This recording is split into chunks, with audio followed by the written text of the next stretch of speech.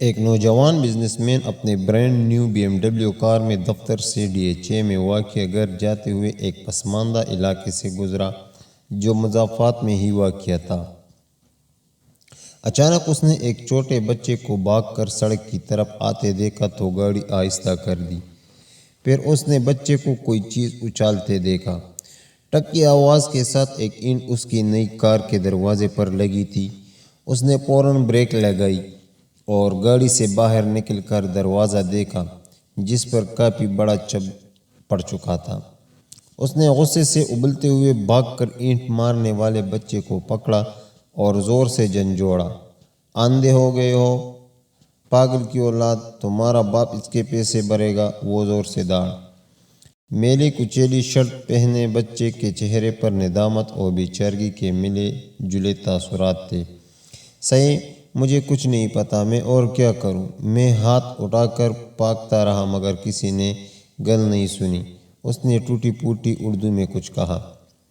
اچانک اس کی آنکھوں سے آنسو ابل پڑے اور اس سڑک کے ایک نشیبی علاقے کی طرف اشارہ کر کے کہا، ادھر میرا ابا گرا پڑا ہے، بہت بھاری ہے، مجھ سے اٹھ نہیں رہا تھا، میں کیا کرتا صحیح؟ بزنس ایگزیکٹو کے چہرے پر حیرانی سی در آئی اور وہ بچے کے ساتھ ساتھ نشیبی علاقے کی طرف بڑھا جہاں اس نے ایک عجیب و غریب منظر دیکھا۔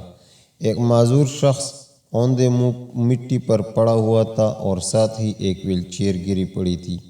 دکھائی دے رہا تھا کہ شاید وزن کے باعث بچے سے ویل چیئر سنبھالی نہیں جا سکی تھی۔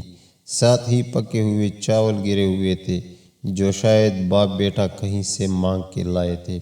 صحیح، مہربانی کرو، میرے ابے کو اٹھوا کر کرسی پر بٹھا دو۔ اب میلی شرٹ والا بچہ باقاعدہ ہچکیاں لے رہا تھا۔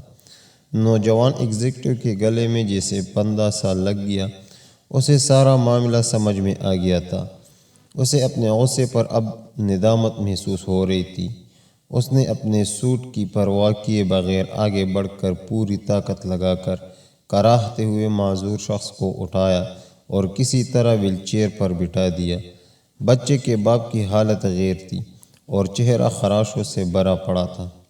پھر وہ بھاگ کر اپنی گاڑی کی طرف گیا اور بٹوے میں سے 10,000 نکالے اور کپ کپاتے ہاتھوں سے معذور کی جیب میں ڈال دیے۔ پھر اس نے ٹشو پیپر سے اس کے خراشوں کو صاف کیا اور ویل چیئر کو دھکیل کر اوپر لے آیا۔